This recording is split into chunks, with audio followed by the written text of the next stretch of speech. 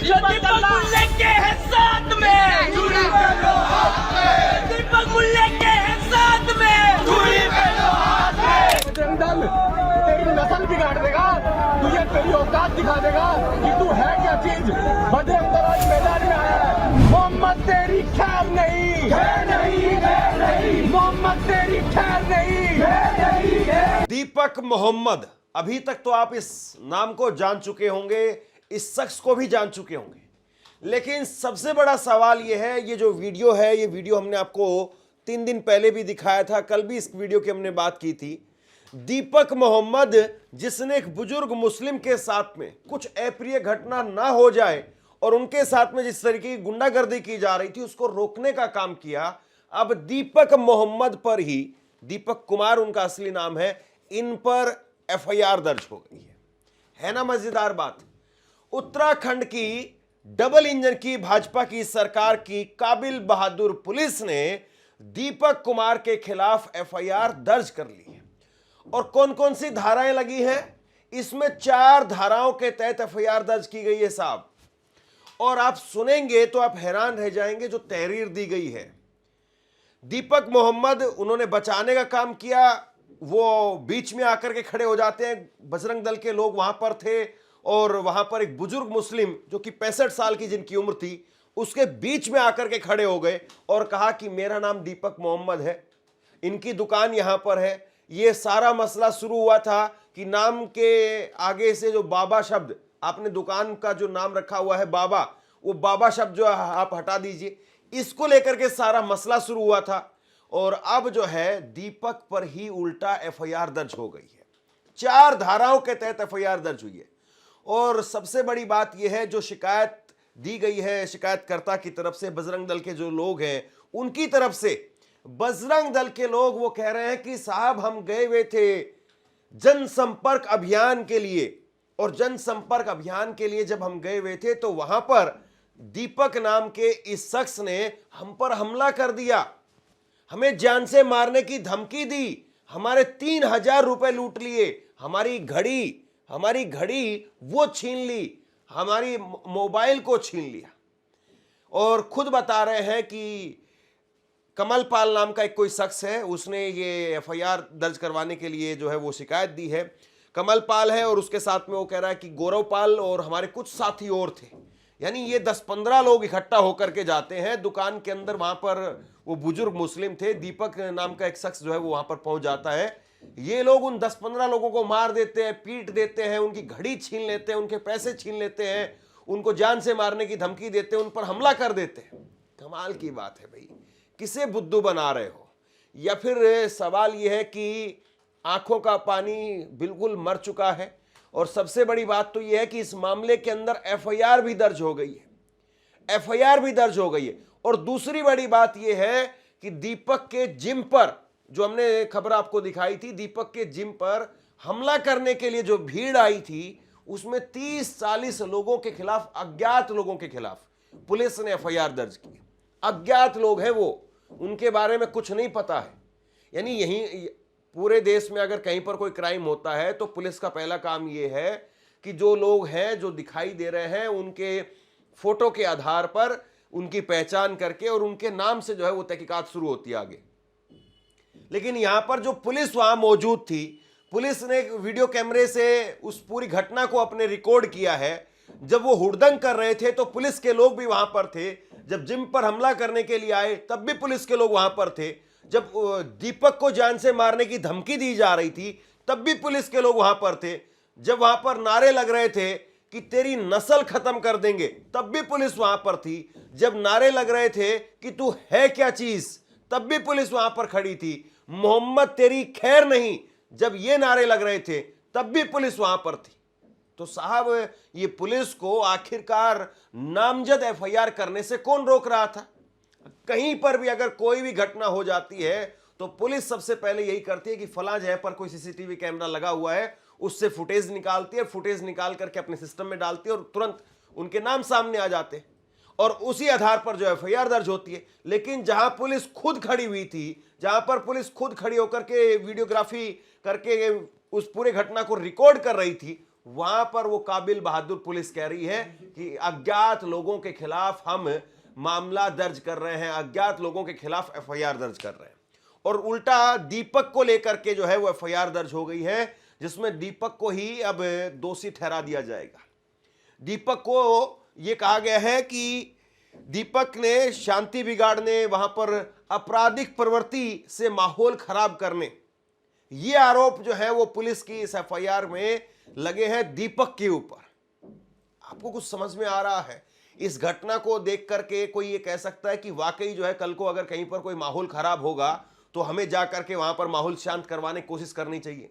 यानी मसलन सड़क पर कोई गुंडा किसी को पीट रहा है तो आप जाकर के उसका बीच बचाव करिए, छुड़वा दीजिए। अक्सर जो है वो जब आप ऐसा करने के लिए जाते हैं तो आपके साथ में आपकी बीवी है, आपकी बहन है, आपके पिताजी हैं, तो ये कहते हैं कि बेटा मत पर लफड़े में, रोक देते हैं वो, क्योंकि उनको पता है कि वो जाएंगे किसी को छुड़वाने के लिए और उल्टा मुकदमा उनके ऊपर ही आ जाएगा। और दीपक के ऊपर यहां पर यही हुआ है। दीपक गया था उस मामले को शांत करने के लिए, बुजुर्ग मुसलमान को परेशान किया जा रहा था, उसको राहत देने के लिए, बचाने के लिए गया था, लेकिन दीपक को ही अब इस मामले में फंसाने की पूरी तैयारी हो गई है। और ये पूरी क्रोनोलॉजी आपको हर जगह पर एक जैसी दिखाई देगी।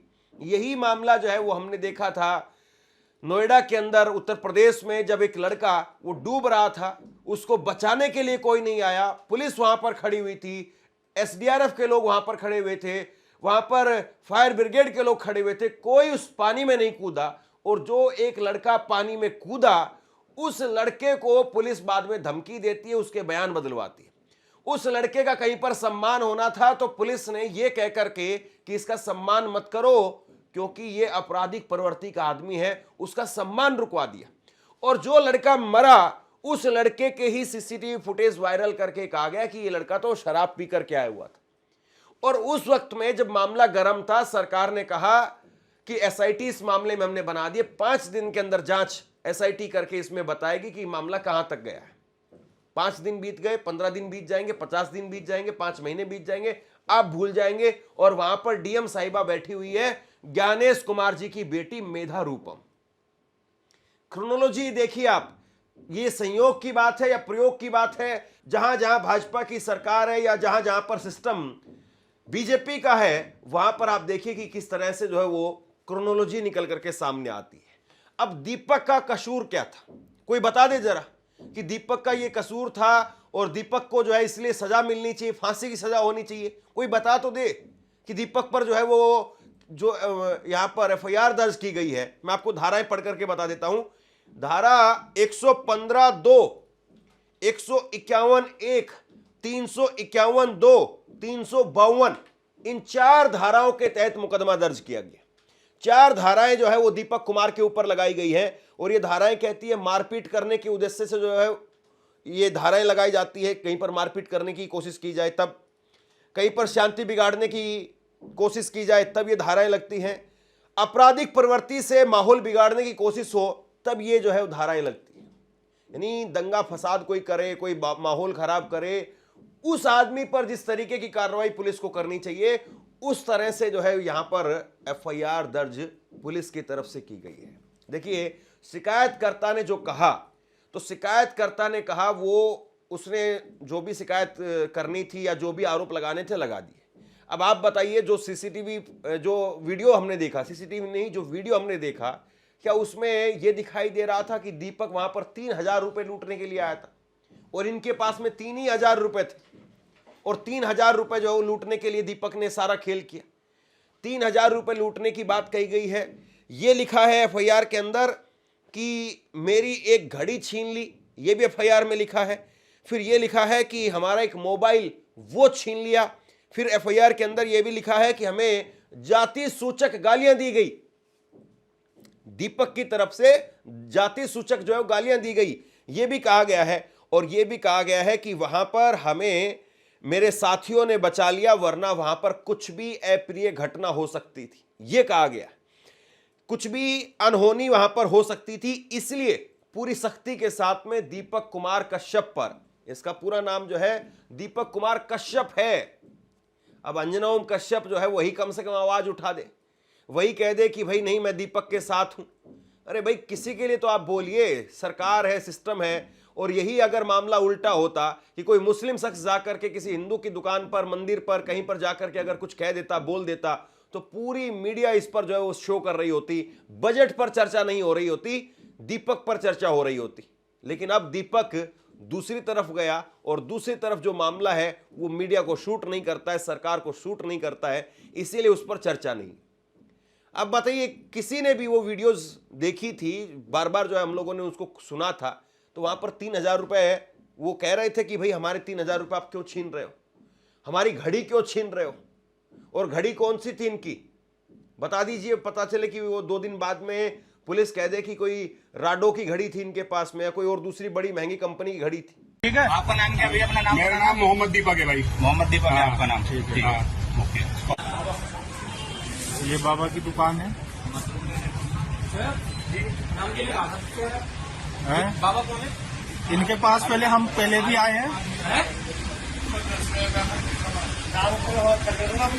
बाबा की क्या होता है मुझे पता होगा। वहाँ पे भी समझाया था आपने, बोला चेंज देखो ताऊ जी, ये बाबा नाम हटाओ आप, या तो बाबा बन जाओ। सुन तो लो, हाँ आप ऐसा ना, आप अपने कागज उसमें रखो, नाम अलग जी। ये तो देखो, नाम तो देखो, नहीं नाम से ही तो फर्क है। अरे ऊपर नाम भी लिखा हुआ है ना, शोएब अहमद। बाबा का यहाँ पे कोटवार में सिद्ध बाबा ही है। आप बात नहीं समझेगा, आपने उस टाइम बोला था, ठीक है बदल दूंगा। देखो ऐसा है, स्कूल ड्रेस कटरी जो भी लिखवाना, पर ये बाबा हटवाओ। बाबा हटवाओ भी है, महाराज हो गए, हमारे सिद्ध बाबा हैं। हाँ, अब वो तो हमें उससे मतलब नहीं है, आप इसे चेंज करवाइए बाबा शब्द को। है ना, आज ये बोर्ड हटा दो इसमें, तो मिलेगी ये। नहीं तो देखो, ये नहीं बोला था, तब बोला जब दूसरी जगह दुकान चेंज करेंगे, जब हम ये नाम हटा देंगे, बोला था आपने, है ना? चलो करवा दें।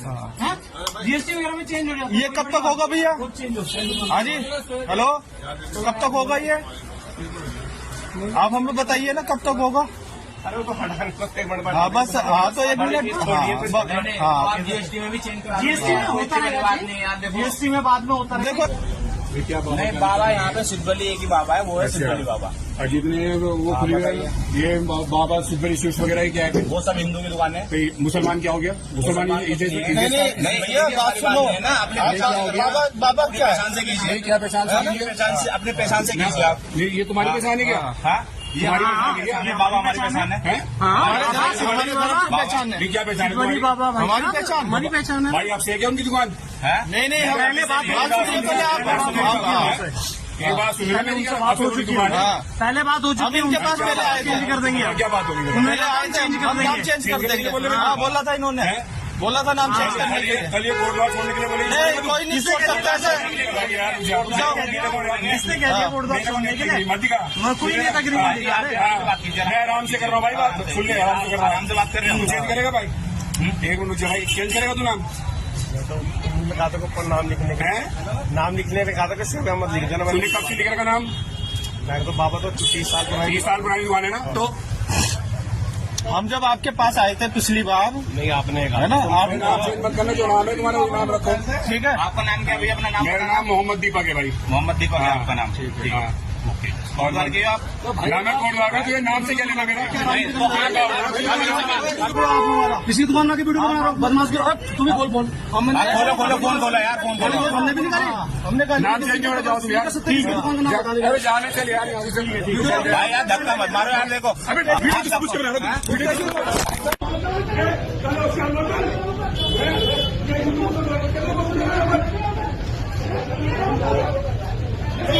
अब देखिए, इस वीडियो के अंदर कहीं पर ऐसा दिखाई नहीं देता है कि दीपक कोई गुंडागर्दी कर रहा हो। दीपक ने ये जरूर वहां पर सख्ती दिखाई कि भाई तुम कौन हो, तुम होते कौन हो, क्यों किसी की दुकान पर आकर के उसको परेशान कर रहे हो, तुम्हारा यहां पर क्या काम है, तुम भागो यहां से।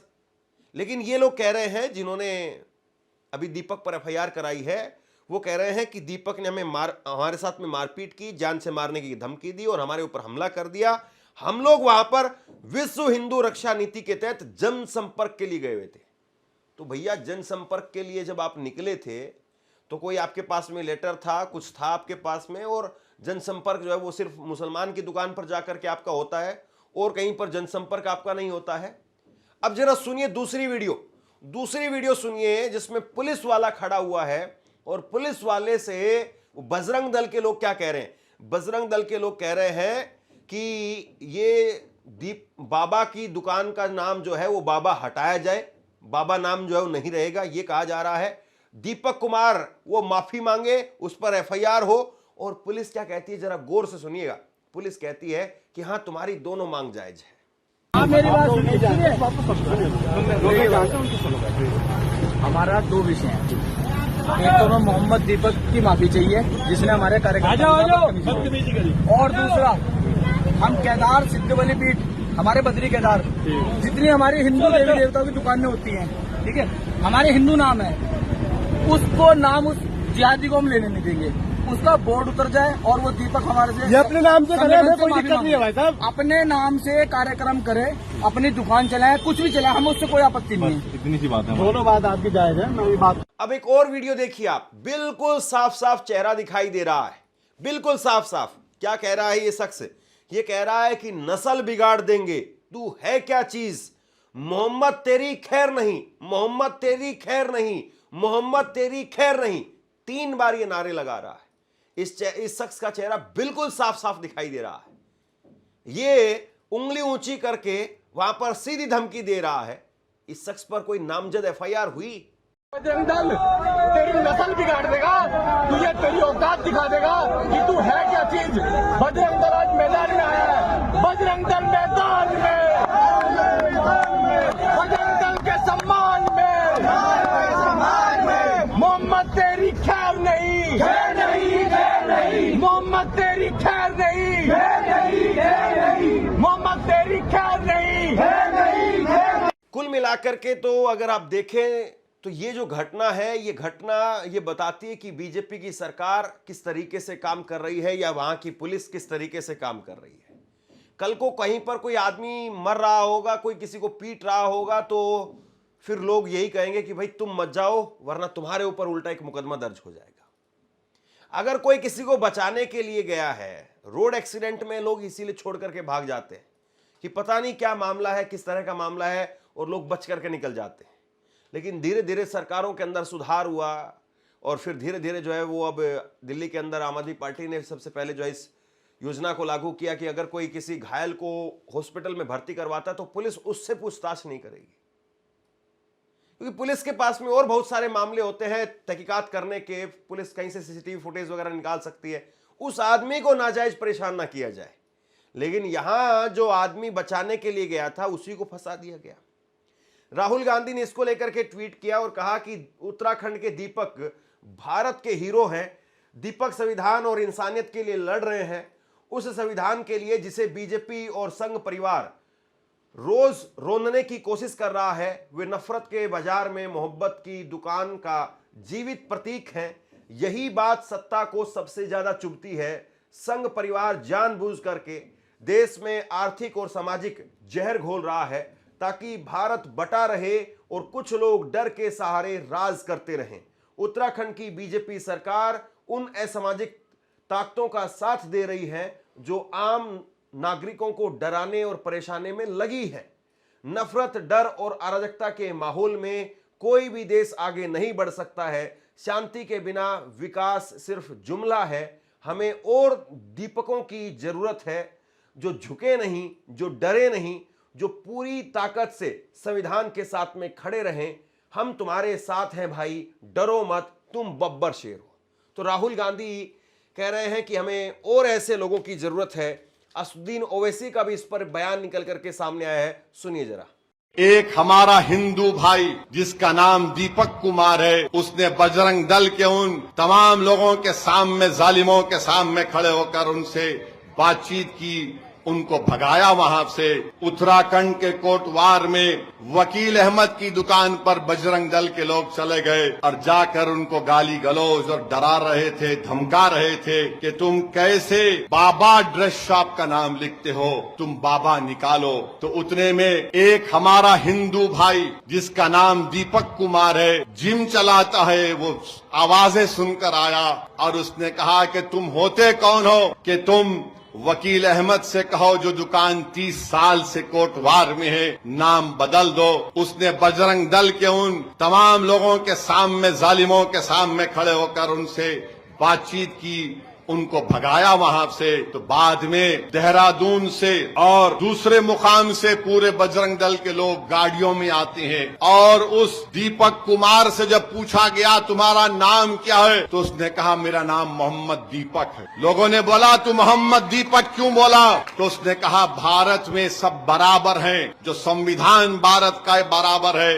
ये बांकड़े पहलवान जिनके चड्डों में से मोंढे पलट गए बजरंग दल के ये बच्चे ग्रुप में आकर गालियां दे रहे उसको पुलिस के सामने, गालियां दे रहे कि तू अपना, तेरा नाम मोहम्मद दीपक बोलता है। पुलिस, हजरते पुलिस बैठ के तमाशा देख रही। मैं सलाम करता हूं दीपक कुमार को कि उसने उस 70 साल के बूढ़े वकील अहमद की हिम्मत और उनके साथ खड़ा हो गया। यही भारत है। अगर इस तरह के दीपक कुमार के नाम के हमारे हिंदू नौजवान आगे आ जाएंगे तो इस मुल्क से बीजेपी आरएसएस की हुकूमत खत्म हो जाएगी। मुझे पूरा यकीन है कि आज भी इस देश में और इस देश की माओ ने सिर्फ एक ऐसे दीपक कुमार को नहीं पैदा किया होगा। आपसे कुछ कहना चाहता हूं। आज के वक्त में पत्रकारिता करना कितना मुश्किल काम है, लेकिन अगर ऐसे में भी कोई आपकी खबर दिखा रहा है, कोई आपके मुद्दे पर बात कर रहा है, तो आपको भी उसका साथ देना चाहिए। अगर आपको लगता है कि मेरी पत्रकारिता सही है, मैं आपके लिए आपकी खबर वो दिखा रहा हूं, तो ऐसे में आप मेरा सहयोग कीजिए। आप इस वीडियो को जब लाइक करेंगे तो लाइक के साथ में ही एक थैंक्स का बटन आपको दिखाई देगा। उस थैंक्स के बटन पर आप क्लिक कीजिए और जो भी सहयोग राशि दे सकते हैं वो दीजिए। दूसरा, आप चैनल को ज्वाइन कर सकते हैं और चैनल को ज्वाइन करके भी मुझे मदद कर सकते हैं।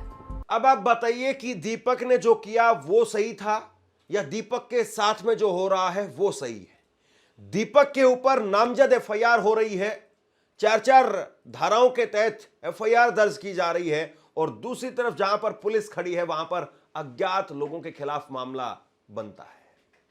क्या वाकई मोदी जी का सबका साथ सबका विकास यही है? और जहां वो कहते हैं कि हम तो ड्रोन से चेक कर लेते हैं, यहां तो पुलिस सामने खड़ी हुई है। धामी सरकार को कुछ तो जो है इस पर मामले के अंदर ये दिखाना चाहिए कि हाँ वाकई पुलिस निष्पक्ष है, सरकार निष्पक्ष है और जो हुड़दंगबाज है उन पर कार्रवाई होगी। लेकिन कार्रवाई किन पर हो रही है आपके सामने है। इस मामले में जैसे ही कोई बड़ी अपडेट निकल करके सामने आएगी वो भी मैं आपको बताऊंगा। फिलहाल इस खबर को आप शेयर कीजिए और दीपक पर एफआईआर हुई है, इसको लेकर के आप क्या सोचते हैं नीचे कमेंट बॉक्स में लिख करके जरूर बताइए। धन्यवाद।